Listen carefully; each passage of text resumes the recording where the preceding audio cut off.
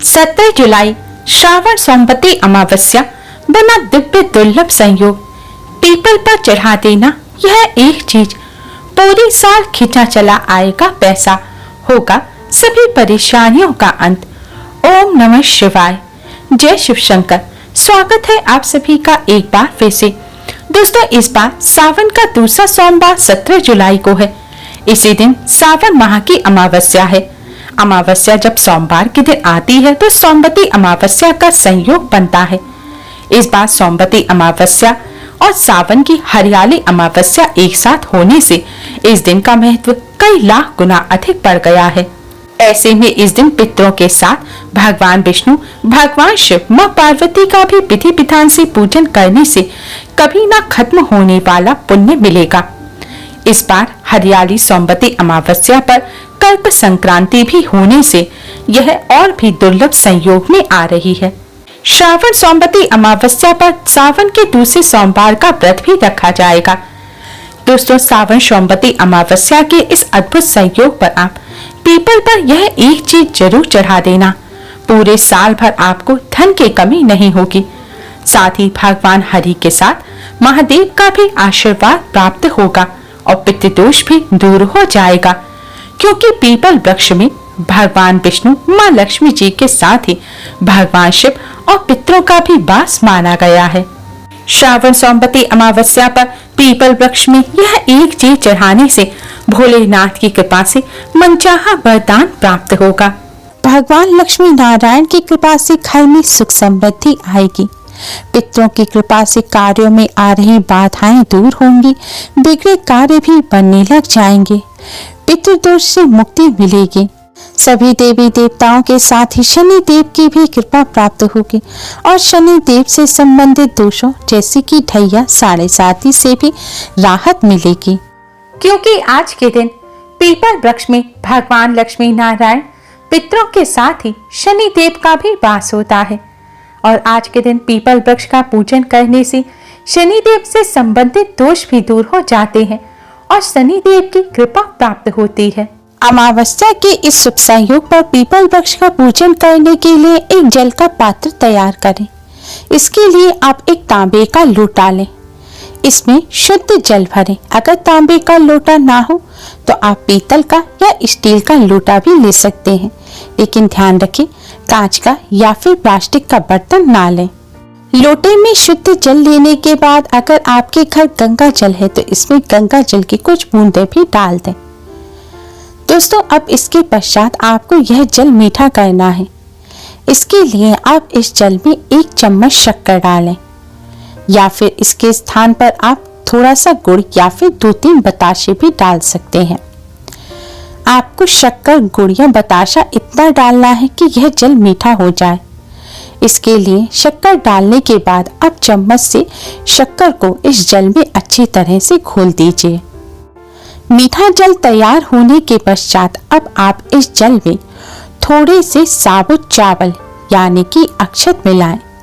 ध्यान रखें दोस्तों, चावल के दाने साबुत होने चाहिए। साबुत चावल को ही अक्षत कहा जाता है। इसी से पूजन पूर्ण होता है। टूटे हुए चावल से पूजन अपूर्ण रहता है। आपको कच्चे चावल के साबुत कुछ दाने इस जल में डालने हैं। चावल डालने के पश्चात दोस्तों, अब इस जल में आप थोड़े से काले तिल डाल दें। तिल और चावल डालने से पहले आप उन्हें पानी से अच्छी तरह से धो लें और फिर इस जल में मिलाएं। अगर आपके यहाँ पुष्प है तो इस जल में आप 2 पुष्प भी डाल दें। अब इस जल में आप 1 चुटकी हल्दी और 1 चुटकी कुमकुम मिलाएं। इस तरह जल का पात्र तैयार हो जाएगा। अब दोस्तों, आप एक मिट्टी का दिया लें। मिट्टी का ना हो तो आप साफ जल से आटा मढ़कर बिना नमक का उसका आप दिया बना लें। अब इस दिए में आप सरसों का तेल भरें और रुई की बाती लगाएं और इस दिए में भी आप थोड़ी सी काले तिल और थोड़ी सी कुमकुम डाल दें। अब आप पीपल वृक्ष पर जाएं। सबसे पहले पीपल वृक्ष में विराजमान सभी देवी देवताओं और पितरों को प्रणाम करें।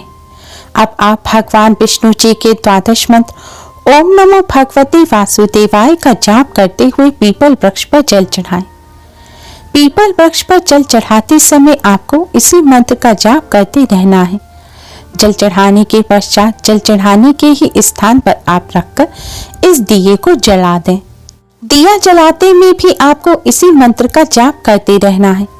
दोस्तों, दिया जलाते में आपको इस बात का ध्यान रखना है कि दिए में दो तरह की बाती होती है, एक लेटी हुई और एक खड़ी बाती।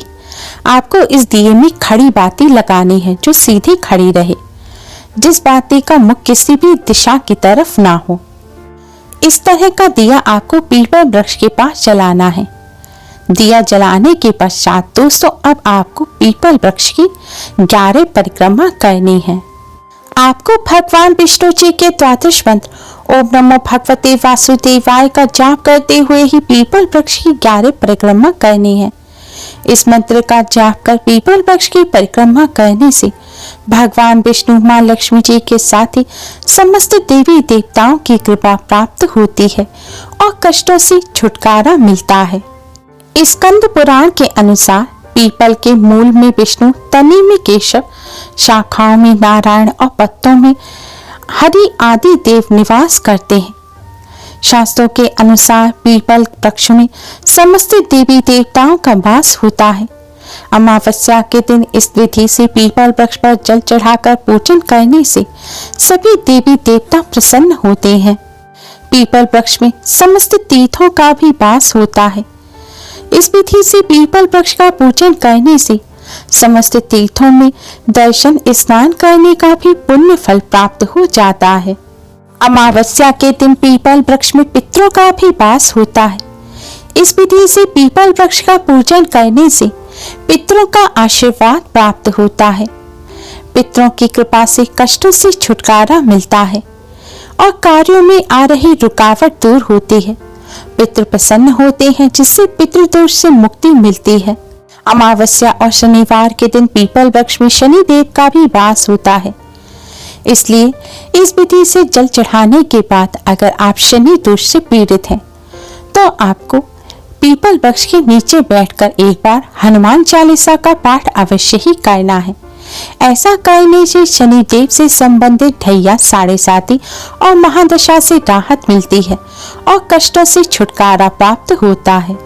इस तरह पीपल वृक्ष का पूजन करने के पश्चात दोस्तों आप भगवान श्री गणेश, भगवान लक्ष्मी नारायण और समस्त देवी देवताओं को प्रणाम कर जाने अनजाने में की गई सभी गलतियों की क्षमा मांगे और फिर अपने पितरों की आत्मा की शांति और पितरों की मुक्ति की प्रार्थना करें।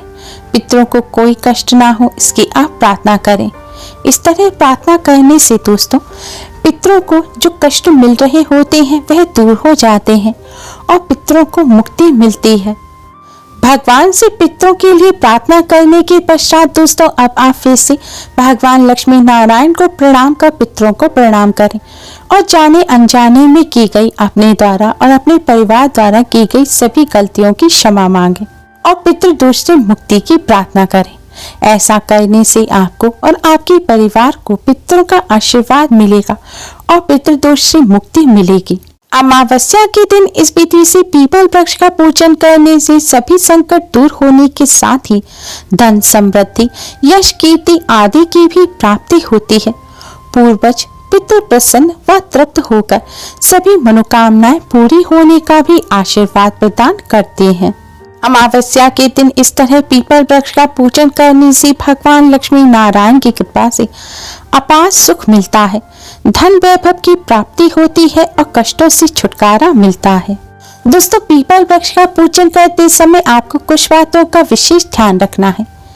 आपने पीपल वृक्ष पर जो जल चढ़ाया है उस जल को आप छूकर अपने माथे से ना लगाएं। जैसे भगवान सूर्य को जल चढ़ाने के बाद माथे से लगाते हैं उस तरह से ना करें।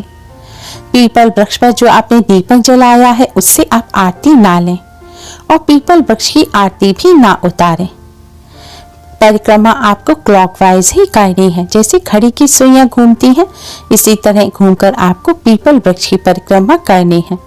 इस प्रकार पीपल वृक्ष का पूजन आपको सूर्य उदय होने के बाद और सूर्य अस्त होने से पहले ही करना है। लेकिन अगर सूर्य अस्त होने से पहले आप पूजन नहीं कर पाए हैं तो आप सूर्य अस्त होने के बाद रात्रि 8 बजे तक पीपल वृक्ष का पूजन कर सकते हैं। लेकिन सूर्य अस्त होने के पश्चात आपको पीपल वृक्ष पर जल नहीं चढ़ाना और ना ही पीपल वृक्ष का स्पर्श करना है। आप दीपक जला सकते हैं लेकिन जल ना चढ़ाएं। झूठे मुंह से पीपल वृक्ष का पूजन ना करें। पीपल वृक्ष का पूजन करते समय स्वच्छता पवित्रता का विशेष ध्यान रखें। पीरियड के दौरान महिलाएं पीपल वृक्ष का पूजन ना करें। जूते चप्पल पहनकर भी पीपल वृक्ष का पूजन ना करें। जब भी पीपल वृक्ष का पूजन करने जाएं तो आप कोई भी सौंदर्य प्रसाधन जैसे कि क्रीम, पाउडर, परफ्यूम वगैरह लगाकर ना जाएं। कोई भी खुशबू वाली चीज आप लगाकर पीपल वृक्ष का पूजन करने ना जाएं। सादगी के साथ पीपल वृक्ष का पूजन करें। पीपल वृक्ष का पूजन करते समय इन सभी बातों का विशेष ध्यान रखें।